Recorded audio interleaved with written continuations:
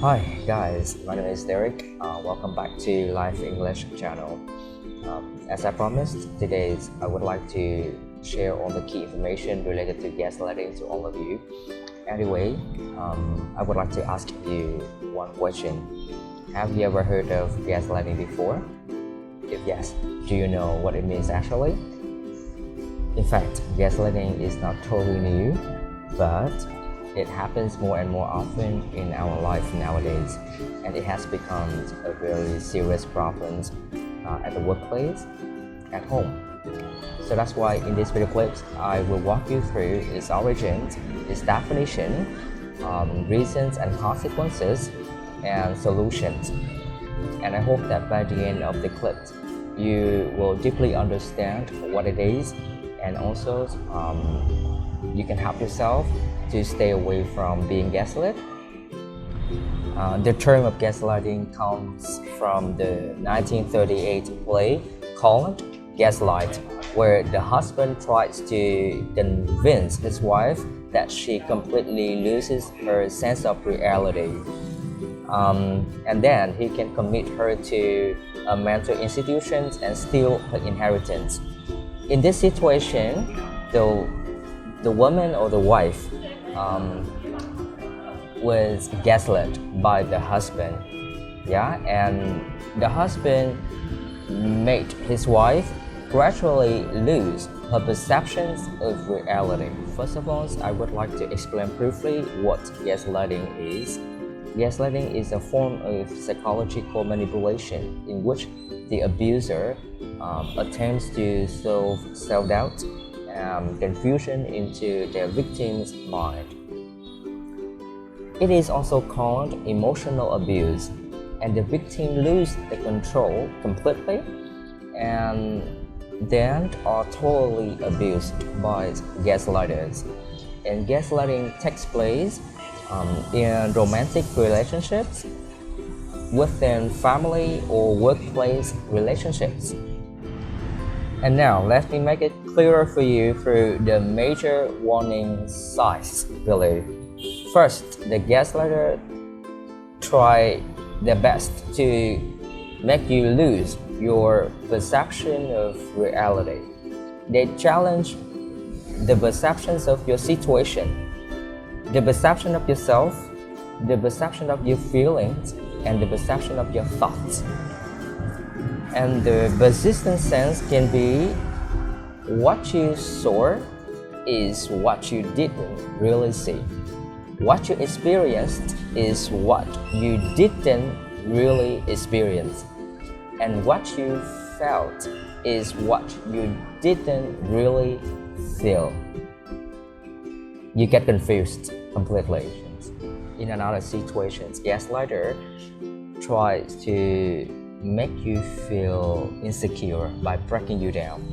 It means that they keep saying something that makes you feel bad. For example, why are you so sensitive? Why are you so skeptical? Why are you always making things worse and worse? But actually, you are not. By doing these things, so they distort the reality, deflect your emotions, your feelings, and your thoughts. So far, you might come up with the questions, why do they have to do that? According to the experts, it's simply that they are seeking to gain the power and control over other people. To make it clearer, gaslighters believe that this is the only way to sustain the relationship, or they want to feel better about themselves when controlling someone else, or they just enjoy the power and control. Somehow it can be called a mental illness. And in order to help yourself to stay away from the gaslighters, I would like you to pay attention to some reasons below They are the common reasons that gaslighters usually use in order to convince you. For example, I only do it because I love you. Yeah. Or I only do it for everyone, not for myself. So the first sentence or the first reasons, I only do it because I love you. You can see it can be caught in the conversation between husband and wife, girlfriend and boyfriend, parents and children. Or I only do it for everyone, not for myself. It can happen at the workplace, when you have a conversation with your colleagues or your managers. Next one can be, I never do that. These reasons can be used in order to,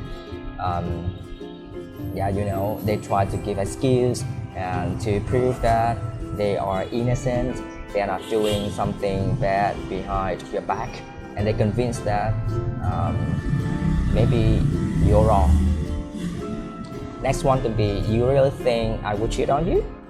Or you really think I will do that? Yes, there's another way in order to convince you that they didn't do, but actually they did. You never get anyone better than me. Okay, this sentence is very ridiculous, right? But anyways, somehow we accept this reason and we believe that we cannot get anyone better than him or her, as a teacher, as a friend, as a husband, as a wife. But I don't think so.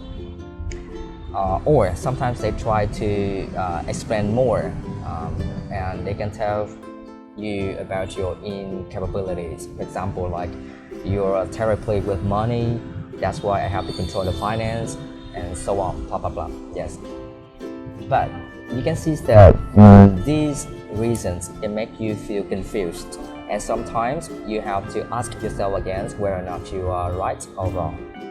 And if they do that very often to you and you don't have the protections, or like you throw away your shield, so you can be gaslit easily. And remember, when you allow them to do something like that to you, you can lose your control. The last part can be solutions, and here are 4 solutions. Number 1, set your boundaries. Number 2, listen to your intuitions. Number 3, dare to disagree. And number 4, give space to yourself. And to successfully follow these tips, first of all, you are supposed not to admire or idolize somebody too much. Because when you idolize or admire somebody too much, you will listen to them 100% and you allow them to control yourself. Also, you should agree that you are not perfect. You might make mistakes, and when you get stuck, you can consult somebody you trust. But then you should contemplate the scenarios carefully on your own and how you interact in them. Please keep in mind that gaslighters are everywhere. They will abuse you whenever they can. And if you feel something wrong, stop. Listen to your intuitions and think of the solutions. Now, I bet that you basically understand what gaslighting is, its sides and solutions. And I hope that you will find my sharing helpful, and you can also use it to help people around you or to help yourself not to be gaslit in the future. Thank you everybody, and hope to see you guys in the next video. And don't forget to subscribe for more videos in the coming time. Goodbye.